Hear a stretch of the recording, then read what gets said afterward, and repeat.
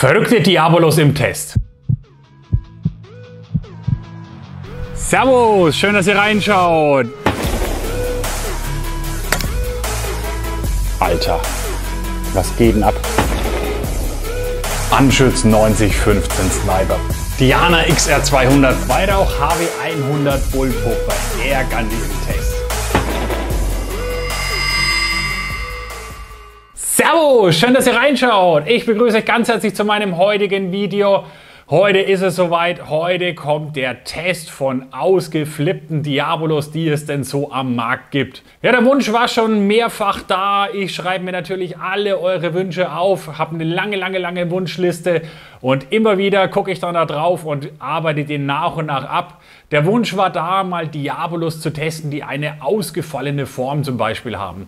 Wenn ich schieße, schieße ich ja meistens Rundkopf-Diabolos. Da weiß ich, okay, die sind auf kurze Distanz präzise, sind auf lange Distanz präzise, die haben ja eine gute Eindringtiefe und so weiter. Aber was ist jetzt eigentlich mit diesen ganzen Diabolos, die teilweise sehr exotisch daherkommen, die versprechen, super Schockwirkung zu haben, richtig brutal zu sein? Taugen die was? Sind die überhaupt präzise? Kann man damit überhaupt gerade ausschießen? Und wie ist es dann wirklich mit der Eindringtiefe? Ich habe für euch wieder ballistische Gelatine hergestellt. Die lag bei mir, glaube ich, 4-5 Jahre lang rum. Ich hatte keine Lust, die in den Ofen zu tun. Hab die jetzt mal 8 Stunden in den Ofen reingepackt. Jetzt ist sie wieder flüssig geworden. Habe sie zu einem Block gemacht. Leider sind ein paar Bläschen drin. Ich weiß nicht, wie man die Bläschen rauskriegt.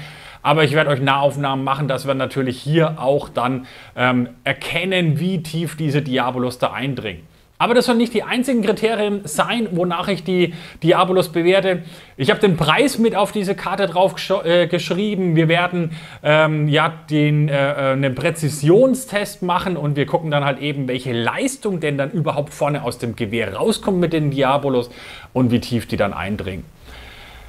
Vom Preis her, es kann natürlich sein, dass die Preise, die ich jetzt angegeben habe auf den Karten, nicht die günstigsten am Markt sind. Was mir wichtig war, ich habe alle Diabolos bei einem Händler gekauft, nicht bei uns, sondern bei der Konkurrenz in dem Fall. Und habe somit einen guten Preisvergleich, dass ich nicht zwischen teuren und günstigen Händlern unterscheide, sondern ich habe einen Händler genommen und habe dort die ganzen Preise halt ebenso auf die Karten draufgeschrieben. Natürlich werde ich auch immer mit der gleichen Waffe schießen. Ich habe heute repräsentativ eine FX Dreamline. Das Gewehr ist in Sachen Präzision über jeden Zweifel erhaben. Die ist ungefähr auf 7 Joule eingestellt. Das heißt, dann wisst ihr ungefähr, wo wir rauskommen, was die Leistung angeht. Ich würde beim Präzisionstest, ich habe überlegt, mache ich 5 Schuss, mache ich 10 Schuss. Es soll nicht zu lang werden bei 11 Sorten mit den ganzen Schuss, sonst guckt ihr da stundenlang das Video. Deswegen habe ich mich einfach für 7 Schuss entschieden. Warum 7? Keine Ahnung, ich habe es einfach so entschieden. Vom Setup her, ich habe auf die Dreamline einen Element Helix 2x16 x 50 HDLR montiert, eine Sportsmith ATP 61 Montage. Ihr bekommt die Waffe, Zielfernrohr und die Montage natürlich auf jabolo.de in meinem Shop. Und jetzt hätte ich vorgeschlagen, wir gehen direkt mal rein. Ich würde bezüglich der Diabolos dann jedes Mal hier die Einstellung separat machen. Wir haben hier 7,87 Grain bei den ersten, bei den Gamo Red Fire. Hören sich spektakulär an. So, und dann machen wir hier mal einen neuen String. Gut, dass wir so die Leistung mitmessen. Was ich dann auch immer mache, weil ich natürlich nur einen einzigen Block zur Verfügung habe. Ich werde natürlich immer erstmal 2-3 Probeschuss machen, dass die Waffe auch präzise in die Mitte schießt. Es kommt jetzt nicht darauf an, dass ich jedes Mal die Mitte treffe, 100%ig, sondern wir richten uns nach dem Streukreis. Ich sage natürlich auch immer ein bisschen was, wie ich so die Diabolos empfinde, wenn ich sie raushole aus der Dose. Ich finde die Gamo jetzt hier, naja, ehrlich gesagt nicht sonderlich gleichmäßig. Da sind einige verquetschte Kelche dabei. Ich würde denen in der, sagen wir mal, Herstellungsqualität, was den Augenschein angeht, ohne die jetzt zu wiegen, ja, vielleicht eine 2 von 5 Sternen geben.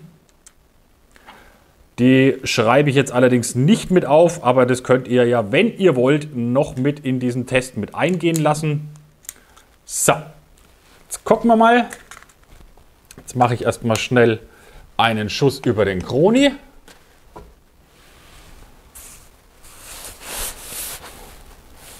So.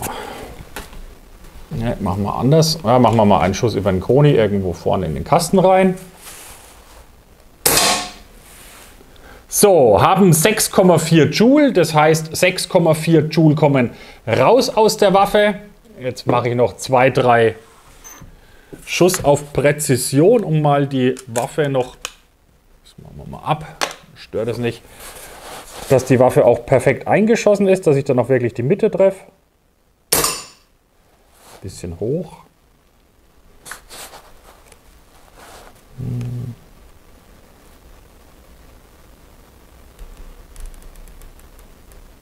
Weil es ist dann für meine ballistische Gelatine wichtig, sonst zerschieße ich mir den Block und kann euch nicht ja, exakt dann sagen, okay, jetzt passt es ungefähr in der Mitte. Also, jetzt geht es für euch los. Wir machen die 7 Schuss unten auf die Scheibe. Ein bisschen hochgehen noch. Das passt. So, also. Präzision Gamo Red Fire.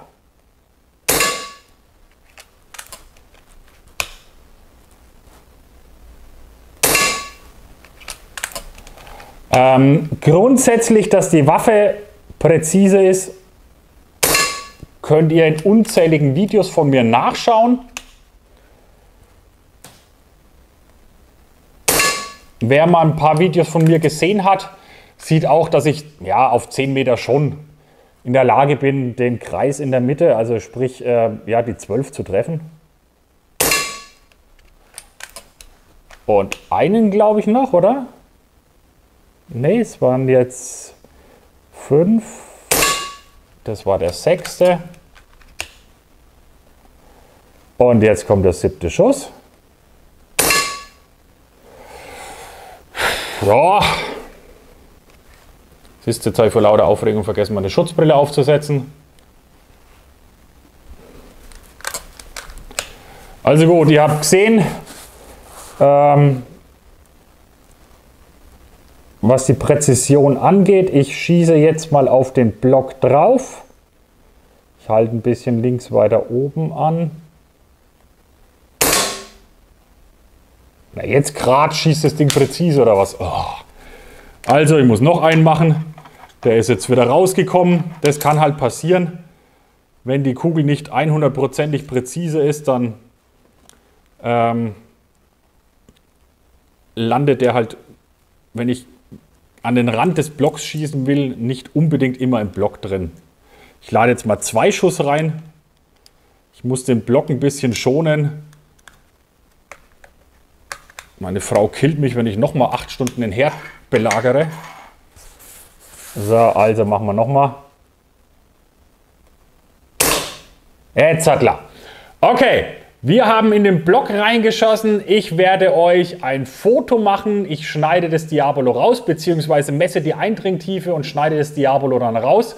Und dann gucken wir mal, wie weit es reingegangen ist.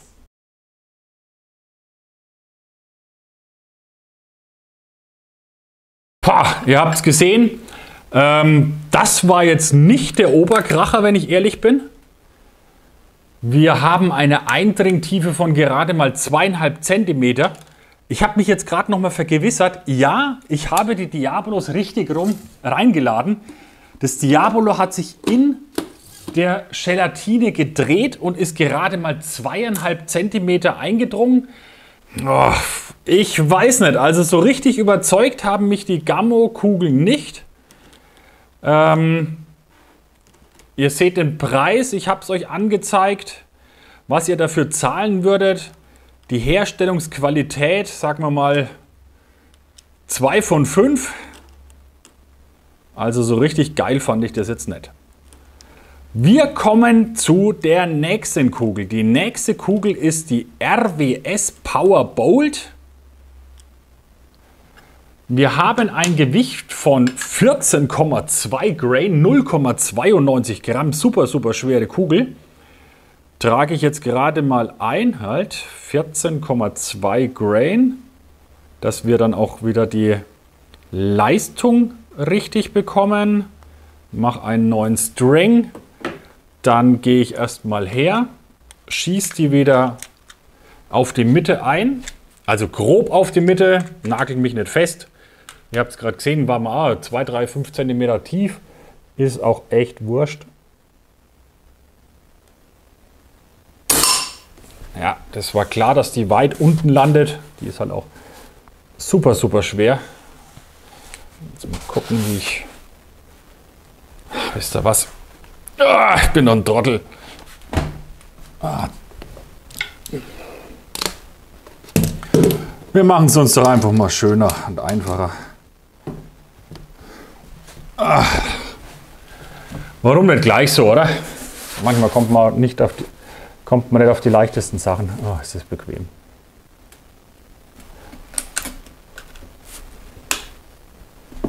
Stellen wir nochmal perfekt gerade hin. So. Also gut. Machen wir nochmal kurz Präzision.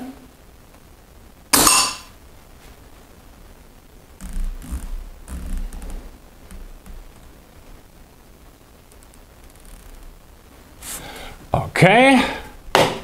Bleibst du da? Kaputt machen will ich ihn jetzt nicht. So.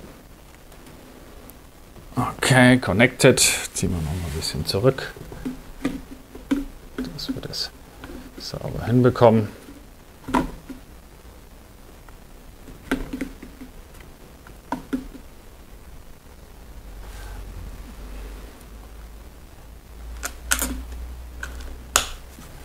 Also einmal die Leistung, 6,5 Joule, ähnlich der Gammo-Kugeln.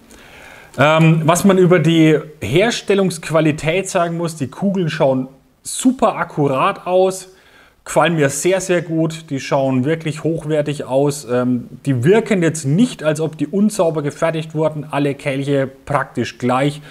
Ich würde hier in Sachen Herstellungsqualität mal 5 Sterne geben. Gut, jetzt haben wir sie ungefähr präzise eingeschossen. Jetzt ist es an der Zeit, mal den Präzisionstest zu machen. 7 Schuss.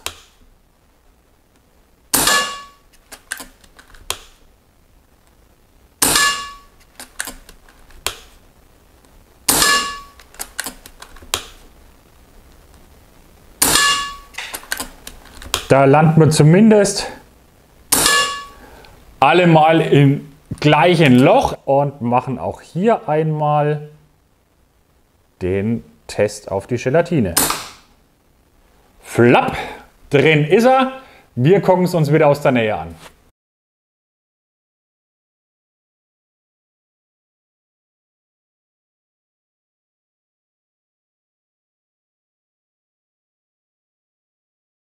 Na, das war doch echt ein schöner Streukreis. 12 bis 13 mm haben wir ungefähr gehabt. Also da kann man sich nicht beschweren auf 10 Meter Distanz. Das ist wirklich, wirklich ordentlich. Die Qualität hat uns gut gefallen. Die Eindringtiefe mit 9,5 cm war aber natürlich was ganz anderes als die 2,5 am Anfang. Also da hätte ich vorgeschlagen, ist schon mal klar, welches die bessere von den letzten beiden Kugeln war. Jetzt lade ich die Predator Metal Mag rein. Blende ich euch natürlich auch wieder ein. Von der Fertigung her schauen die auch echt ordentlich aus. Nicht ganz so gut, nicht ganz so sauber wie die RWS-Kugeln. Ich würde hier mal sagen, Fertigung 4 von 5. Das könnte ich eigentlich noch mit auf diese Karten draufschreiben. So, jetzt laden wir den mal rein. Ihr kennt's. Upsala, bleibst du da? Oh nein. Na ja, gut, laden wir noch eins mehr. Ist wurscht, die tun wir später wieder raus. Ihr kennt's, dann schieße ich kurz die Waffe wieder ein, dass wir einigermaßen präzise sind. So, gucken wir mal. Okay, Höhe passt. Ist ein bisschen links. Gut, alles klar. Haben wir mal einen Schuss gemacht, dann machen wir noch einen Schuss wieder durch den Kroni. Müssen wir natürlich erstmal die Leistung wieder umstellen. Gucken, dass das so einigermaßen geht. So, muss funktionieren. Also, wir haben hier 8,5 Grain, 0,55 Gramm. 8,5 Grains, 0,55 Gramm, machen einen neuen String und messen die Kugel mal. Also, ein Schuss. 6,4 Joule. Also auch hier, die Leistung ist wirklich bei den ganzen Kugeln gleich. Diese 0,1 Abweichung kann auch mal einfach durch das Gewehr kommen. So, ich hätte vorgeschlagen, wir gehen wieder auf die Präzision und gucken, was wir zusammenbekommen. Also gut.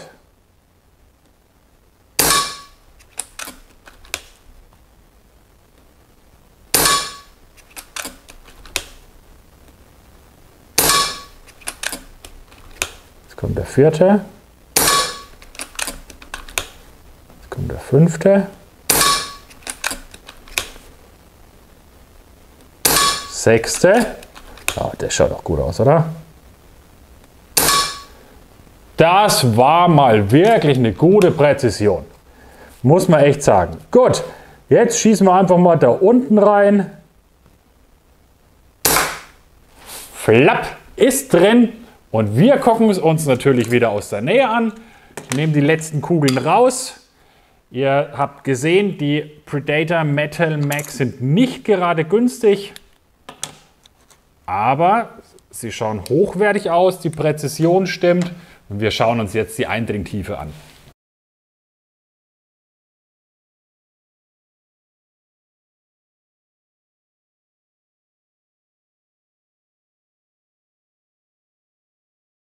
Na, das kann sich doch sehen lassen. Die Eindringtiefe war nicht ganz so arg wie bei den RWS Powerbowl. Wir hatten jetzt gerade 6,5 cm.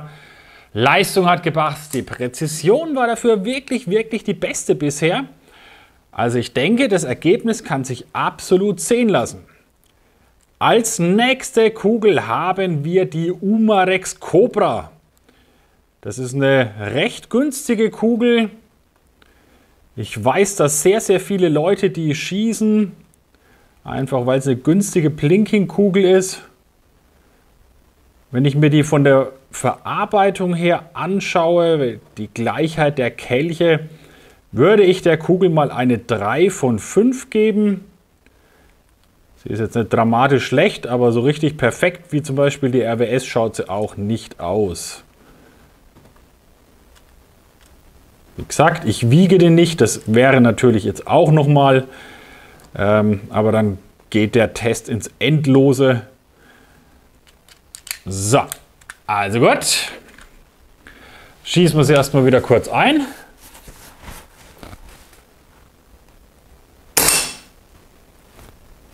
Okay.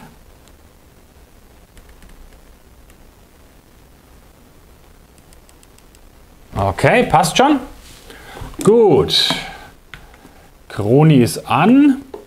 Wir haben ein Gewicht von 0,56 Grain. 0,56 Gramm. Entschuldigung. 8,6 Grain. Schmeiße ich schon die Begriffe durcheinander. Heieiei. So, und machen hier wieder einen neuen String. Und werden auch hier wieder einen Schuss machen, um uns die Power anzuschauen, was bei rauskommt.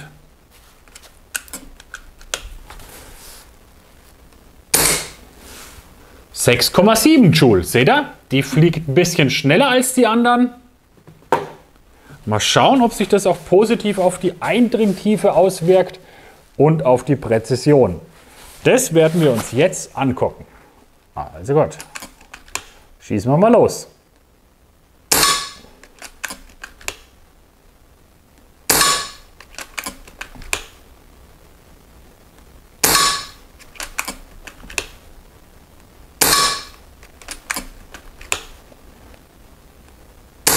5, 6, 7. Schaut doch auch ordentlich aus. Und dann schießen wir einfach nochmal hier auf die Gelatine. Flapp. Und gucken uns natürlich das wieder aus der Nähe an. Waffe zuerst entladen. Spannhebel offen. Kann nichts passieren. So. Und schauen wir uns mal aus der Nähe an.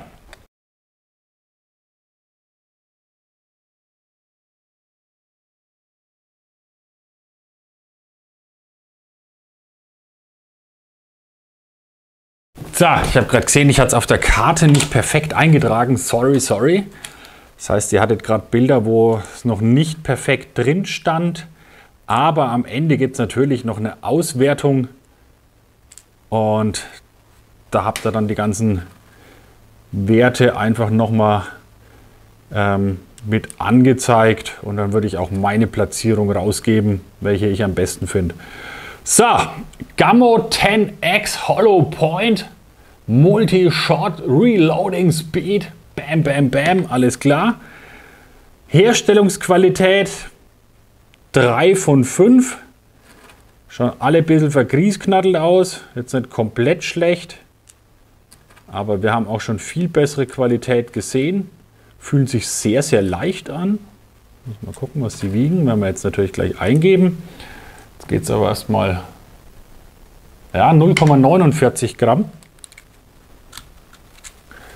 Das geht man natürlich jetzt auch wieder hier gleich in die App ein. Edit Profile, Project Weight sind wie viel Grain? 7,56. 7,56 Grain. New String. Okay. Gut, dann machen wir kurz einen Präzisionstest. Da müssen wir einstellen.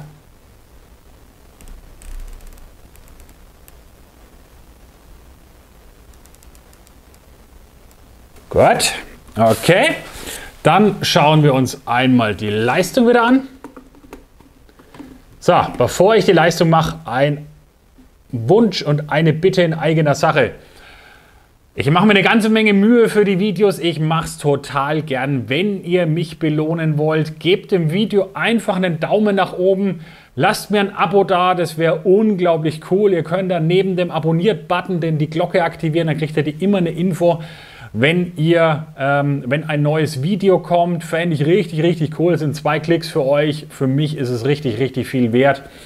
Und wer was kaufen will, wer zu viel Kohle hat, kann natürlich in meinem Shop auf jabolo.de vorbeischauen. Da gibt es richtig cooles Zeug. Also, laden wir einmal und schauen uns mal die Power an.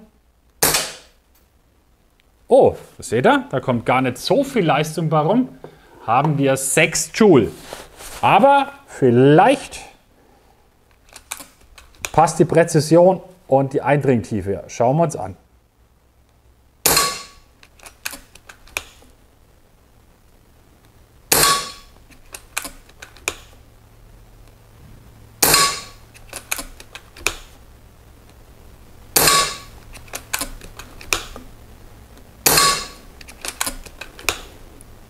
Das war Nummer 4, 5, 6, 7. Gut. Und jetzt machen wir wieder einen Schuss auf die Gelatine. Flapp. Und auch das schauen wir uns wieder aus der Nähe an. Erstmal Magazin entleeren. Und dann gucken wir mal, wie tief die Gammo 10X Hollow Point in die Gelatine eingedrungen ist.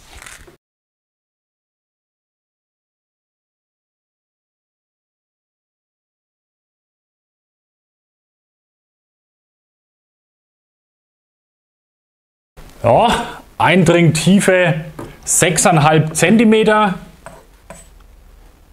Das ist doch ordentlich. Streukreis ungefähr 15, 16 mm, hätte ich jetzt mal geschätzt. Ja, auch ordentlich. Es ist halt eine sehr, sehr günstige Kugel. Wer ganz stark auf den Preis schauen möchte, oder muss in dem Fall, der kann sich die Gamma Hollow Point mal überlegen. Als nächstes haben wir die H&N Terminator. Geile Namen. 0,47 Gramm. 7,25 Grain stelle ich gleich ein. Der Sauberkeit der Herstellung, wenn ich mir die Kugeln so anschaue, würde ich eine 4 von 5 geben. Wir packen mal das Magazin wieder ziemlich voll. Das Coole an der Dreamline ist, das können wir ewig machen. Die hat so eine hohe Reichweite, was die Schussausbeute angeht. Die werden wir nicht leer bekommen in dem Test. Also gut, stellen wir kurz die Leistung um. Edit Profile 7,25. Eine leichte Kugel. Mal gespannt, was das auf die Power ausmacht. Jetzt gucken wir aber erstmal die Präzision, dass ich sie wieder einstelle, die Waffe. Okay.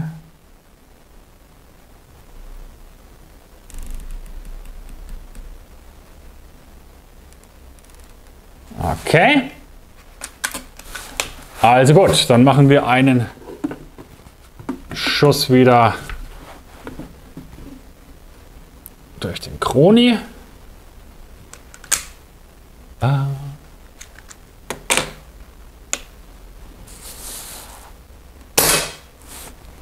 Und haben eine Leistung von 5,9 Joule. Man merkt, die leichteren Diabolos kriegen nicht so eine hohe Leistung zusammen, aber das muss nichts heißen. Wir schauen uns die Präzision an. Los geht's!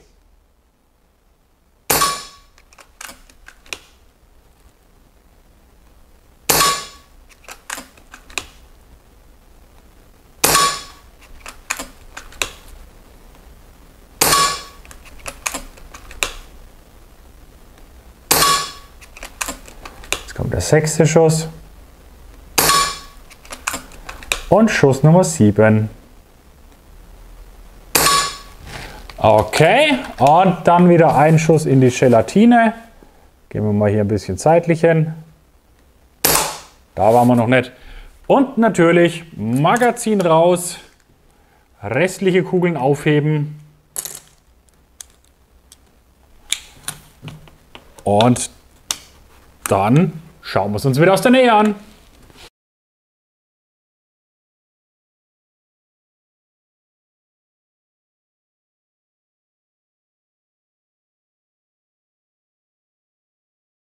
So, 13 mm Streukreis, Eindringtiefe ca. 6,7 cm, so ungefähr. Oh, jetzt bin ich mal gespannt.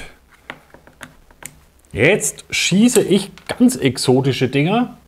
Cole PMP Pellets, Kaliber 4,5 mm natürlich. Die haben so eine Kunststoffhülle. Und vorne dran eine Spitze. Bin jetzt echt mal super gespannt, ob die auch präzise sind. Passen gerade so ins Magazin, wenn sie Millimeter länger wären. Und dann 0, irgendwas Millimeter, dann würden die nicht mehr reinpassen. So gehen sie gerade so rein. Noch magazinfähig. Kunststoff mit, ja, ich weiß nicht, ist das eine Zinnspitze? Steht nichts dabei. Nö, steht nichts dabei. 0,37 Gramm. Richtig, richtig leicht. Das gucken wir uns natürlich mal an. was die taugen. Also, geben wir es mal kurz ein. Edit Profile, was haben wir gesagt, wie viel Grain? 5,8 Grain. 8 Grain. Close, Shot String, New String. Okay, zack, Home. Und dann machen wir erstmal wieder einen Schuss zur Präzisionsermittlung. Volltreffer, gut. Da sind wir gleich fertig gewesen, das ist sehr schön. Er war direkt in der Mitte. Könnt ihr nicht sehen, mache ich immer auf eine separate Scheibe, die ich halt beschieße. So, komm, geh her. Stell ihn so an. Gut. Und dann einen Schuss. Und da haben wir 6,2 Joule. Und jetzt schauen wir uns die Präzision an. Ich bin echt sehr gespannt, wenn ich ehrlich bin.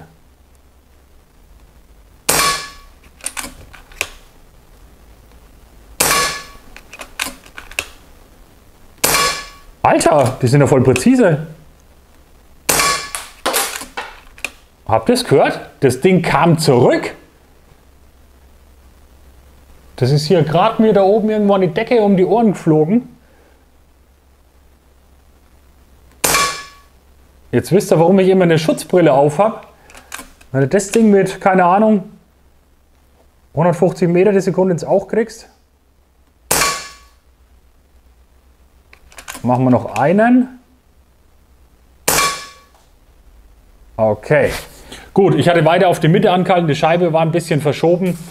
Aber deswegen hatte ich trotzdem natürlich meinen Haltepunkt auch ein bisschen verschoben.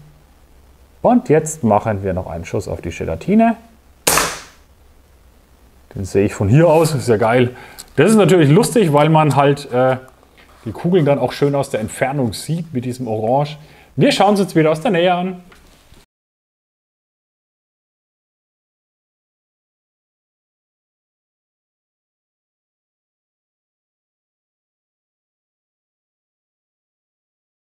Ja, das war ja auch witzig, oder?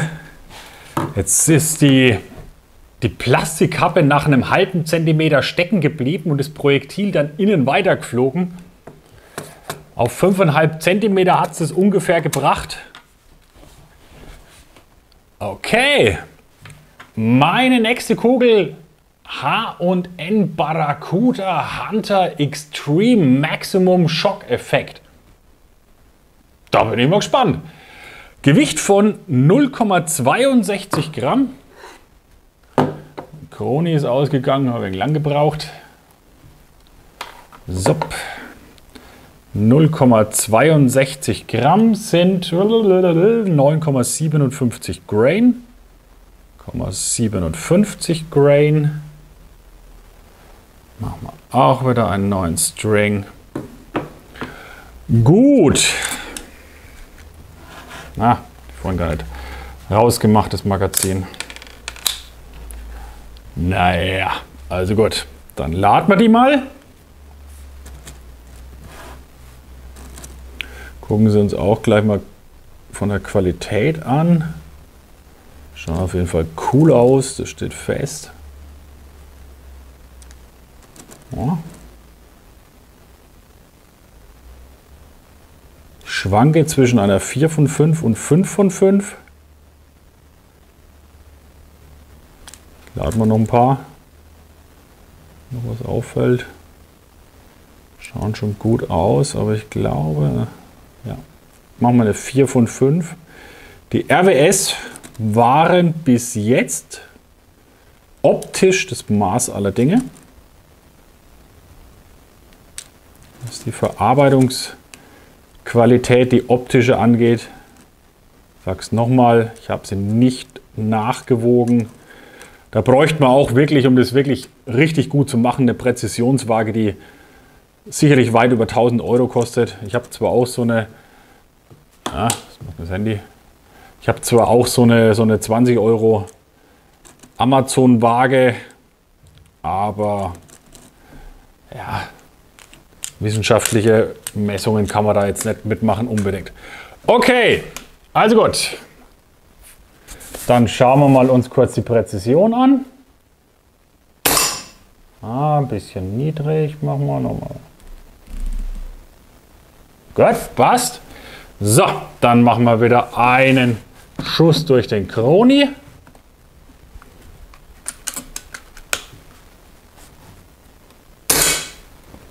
Oh, 6,8 Joule. Das war bis jetzt die höchste Leistung. Soweit ich mich erinnere. Der Test für euch nicht so lange, aber für mich geht er schon eine ganze Zeit. Da vergesse ich schon mal was zwischendurch. Also gut, 7 Schuss. Na, der war schon mal gut.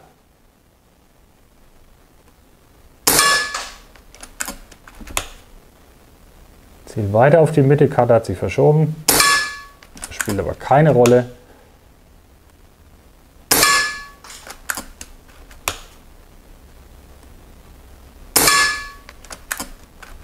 Jetzt kommt Nummer 6.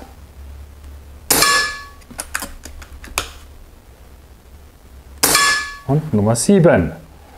So, und dann machen wir wieder mal, testen wir den Maximum Shock Effekt. Flapp. Und gucken es uns wieder aus der Nähe an. Diesmal denke ich gleich wieder dran.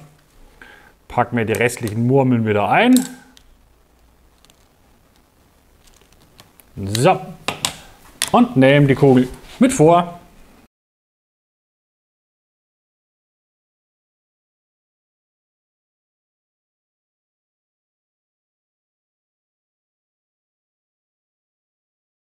Na, das kann sich doch sehen lassen, oder? Da passen die Daten allgemein, finde ich, richtig gut zusammen. 10 mm Streukreis, 8,5 cm Eindringtiefe, eine gute Qualität, eine hohe Leistung. Da kann man echt nicht meckern. Und es sind auch nicht die teuersten Diabolos, die wir heute testen. Übrigens habe ich gemerkt, dass ich mich verzählt habe, beziehungsweise dass ich euch anfangs des Videos angelogen habe. Wir testen heute nicht 11 Sorten, sondern 12. Ich weiß nicht, welche ich vergessen hatte, da mitzuzählen. Andererseits, bis 12 zählen ist auch nicht so einfach. Das müsst ihr mir nachsehen. Wir testen als nächstes die Umarex Power Potential. 0,67 Gramm, 10,34 Grain. Gucken wir die, das sind so, können Sie euch ja anschauen. Sagen wir mal eine 3 von 5 in Sachen Qualität.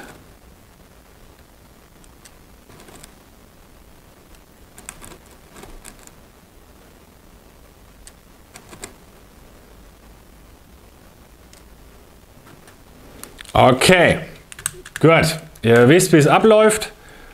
Kurz meine Präzisionseinstellung, dass ich ungefähr in die Mitte der Karte schieße.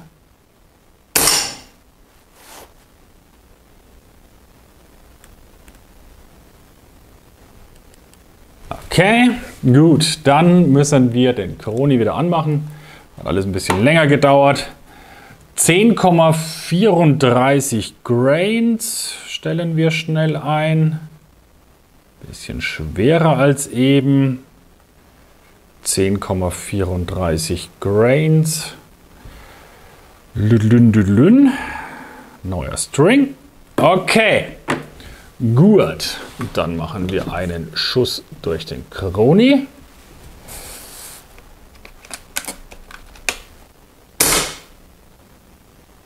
Und sehen nichts. Hat es nicht gemessen.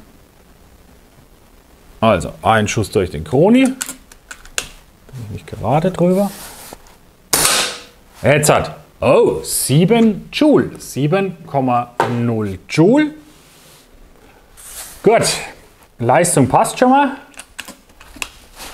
Gehen wir an die Präzision ran.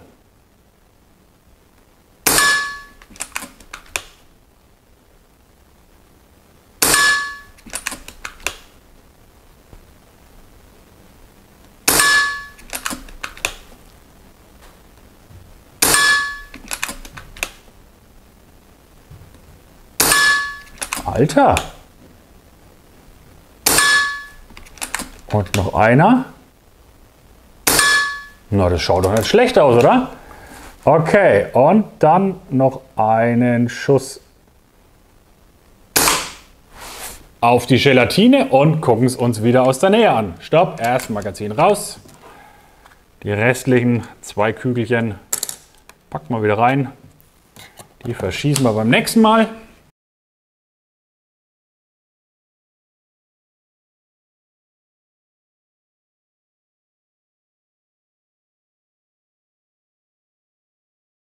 So, jetzt kommen wir zu den letzten 3 Sorten. Ich habe mir die extra ein bisschen bis zum Schluss aufgehoben, weil es die Kugeln sind, ehrlich gesagt, wo ich mir so am meisten erhoffe oder mir vorstellen könnte, dass die hier in unserem Feld ganz vorne landen. Und zwar, wir fangen mal an mit den JSB Hades. Gerade noch mal ganz kurz, zurück.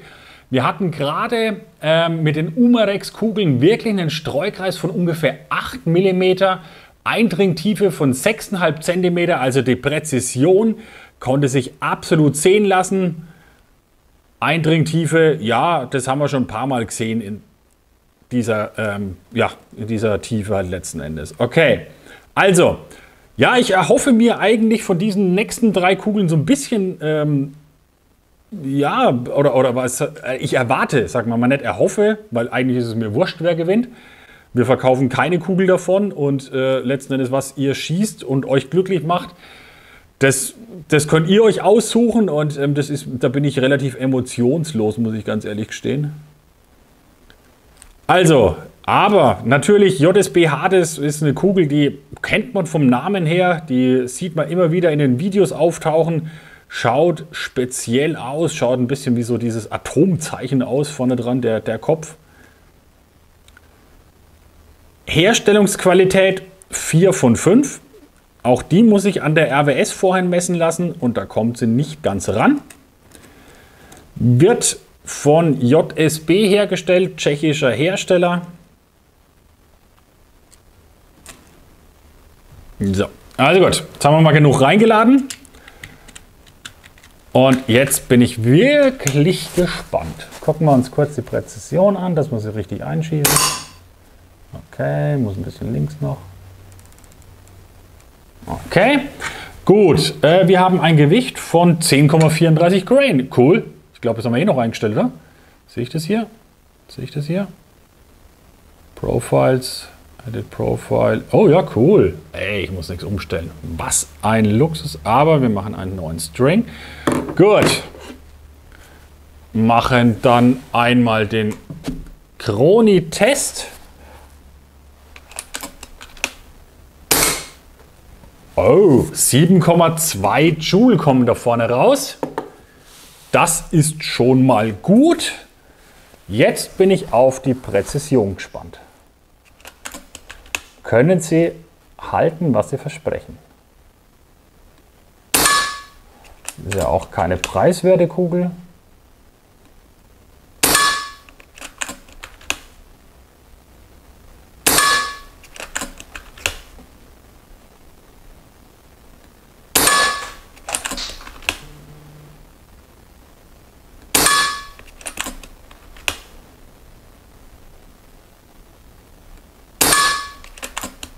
Und letzter Schuss.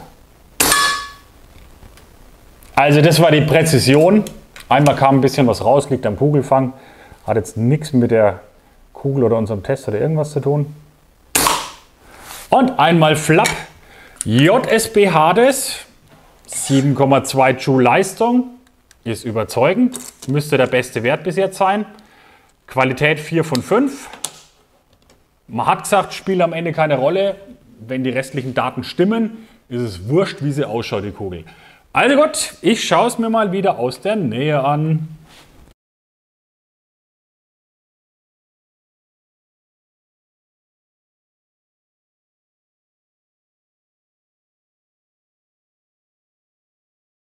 Tja, da kann ich nur wow sagen.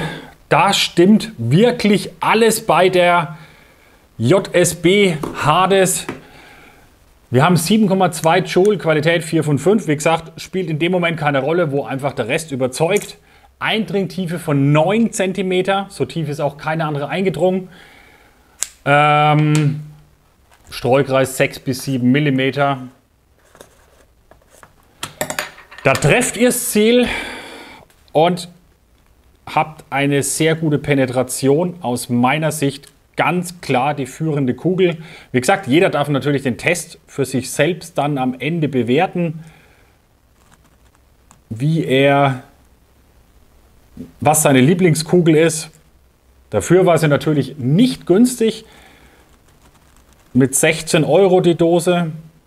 Habe ich euch ja auch genau dazu geschrieben. Könnt ihr ja auch nochmal die Preise vergleichen. Ich werde es dann auch so machen, gleich am Ende. Wir sind jetzt bei der vorletzten Kugel angekommen, dass ich euch einfach dann die Bilder nochmal einblende. Dann könnt ihr das mal durchlaufen lassen und am Ende gebe ich mein Fazit dazu ab. Wir kommen jetzt zur H&N Hornet. Die teuerste mir bekannte Kugel von H&N. Fertigungsqualität, die schauen schon richtig gut aus.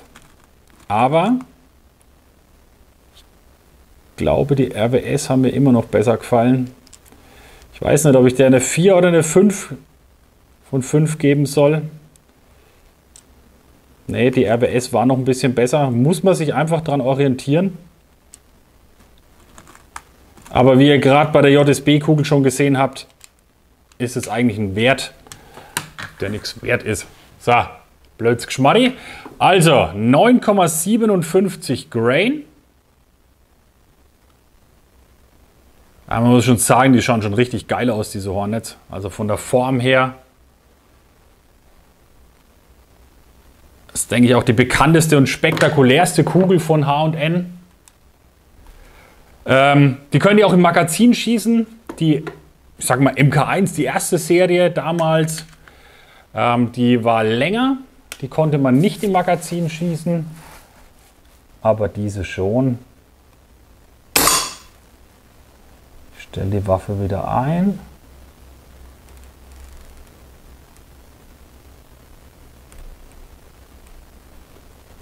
Okay. Dann machen wir wieder einen Schuss durch den Chroni. Ich weiß, dass das Blei etwas fester ist als das JSB-Blei. Gucken wir mal. 6,9 Joule. Das schaut schon mal gut aus. Und jetzt gucken wir mal, was wir an Präzision zusammenbekommen.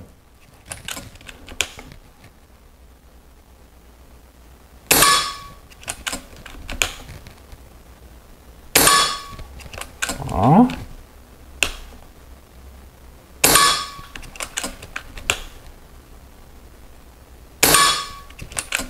Schaut auch gut aus.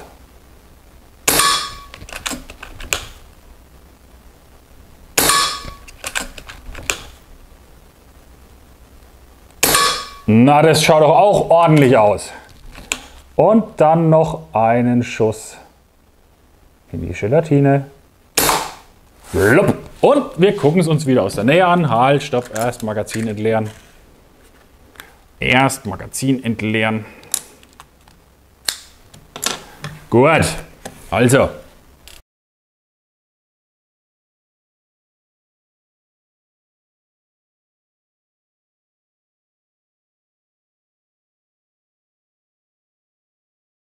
Na, da kann man doch auch nicht meckern über die H&N Hornet. Wenn ich mich richtig erinnere, die zweitpräziseste Kugel nach der Hades. Eindringtiefe hatten wir 6 cm. Und jetzt kommt die letzte Kugel. Und zwar ist es die RWS Powerball. Warum habe ich die zuletzt ausgewählt? Mir gefällt die optisch einfach am besten. So. Völlig banaler Grund.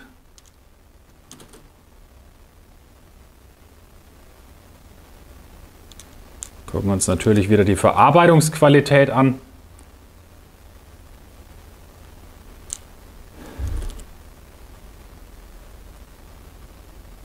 Boah, die schaut schon super aus, ey. Ja. Schaut eine wie die andere aus. findest du keinen Grat oder irgendwas dran. Nochmals erwähnt, ich glaube zum 4. Mal, aber gut, vielleicht skippen manche ein bisschen das Video. Ich habe sie nicht gewogen, was die Konstanz angeht, vom Gewicht der Kugel. Aber wenn ich die Kelche und die Köpfe und allgemein anschaue, da findest du keinen Grat. Die schaut schon super aus, die Kugel. Ey. Die gefällt mir optisch auch richtig gut. Wobei das sowas von wurscht ist und überhaupt kein Bewertungskriterium, ob die jetzt mir gefällt oder nicht. Das darf nämlich jeder sehen, wie er mag. Gut. Also, wir haben ein Gewicht von 9,4 Grain. Stellen wir nochmal um.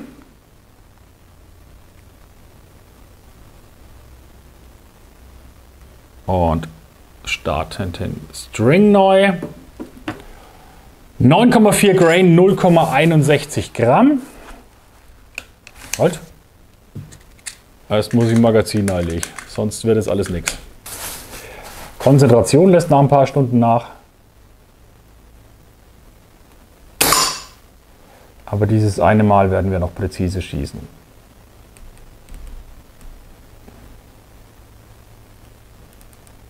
Gut, okay. Dann einmal Chroni drunter. Den FX Chroni, den Pocket Chronographen kriegt ihr natürlich auch bei jabolo.de, ist ja klar.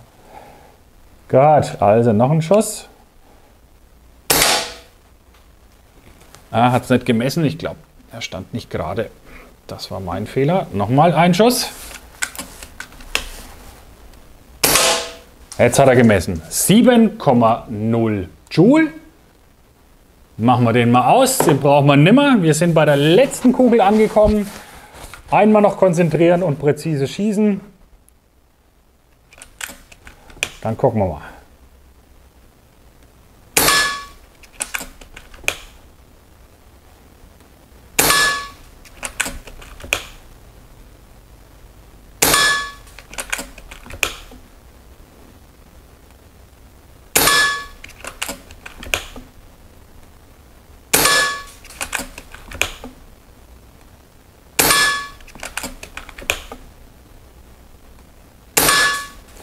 Okay. Und dann schießen wir noch einmal in die Gelatine. Ein letztes Mal. Flapp, das war's. Wir machen das Magazin leer. Dann gucke ich es mir aus der Nähe an. Und dann machen wir gleich die Siegerehrung noch.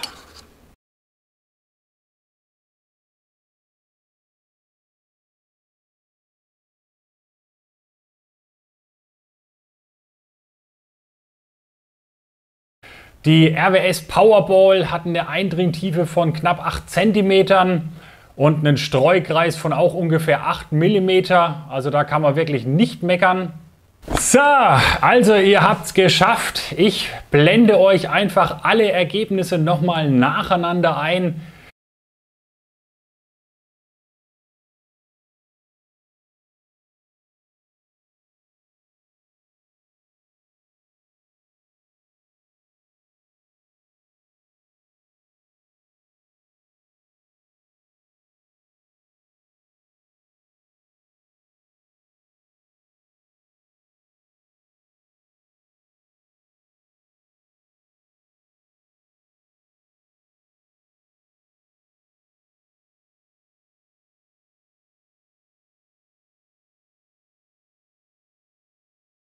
Für mich gibt es einen ganz klaren Sieger und zwar ist es die JSB Hades Kugel.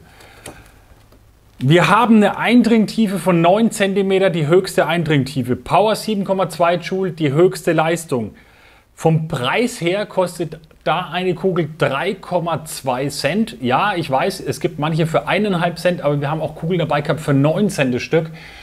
Und dadurch, dass ihr noch einen Streukreis von 6 bis 7 mm zusammenbekommt, habt ihr auch eine extreme Präzision, dass ihr das Ziel trefft, dass es tief eindringen kann und ihr spart noch eine Menge Geld. Aus meiner Sicht ist es ein ganz klarer Sieger. JSB Hades. Ich bin jetzt mal super gespannt, welche Erfahrungen ihr sonst noch mit anderen Kugeln gemacht habt. Ich würde mich riesig freuen, lasst mir einen Kommentar da, das hilft dem Algorithmus, das Video wird besser ausgespielt. Wenn ihr andere Videoideen oder Wünsche habt, bitte schreibt mir einfach eine Mail an ergandi@diabolo.de. Wenn ihr ein Setup, ein geiles braucht, ergandi@diabolo.de. Ihr braucht irgendwelche Sachen, wollt euch irgendwelches coole Equipment bestellen, diabolo.de.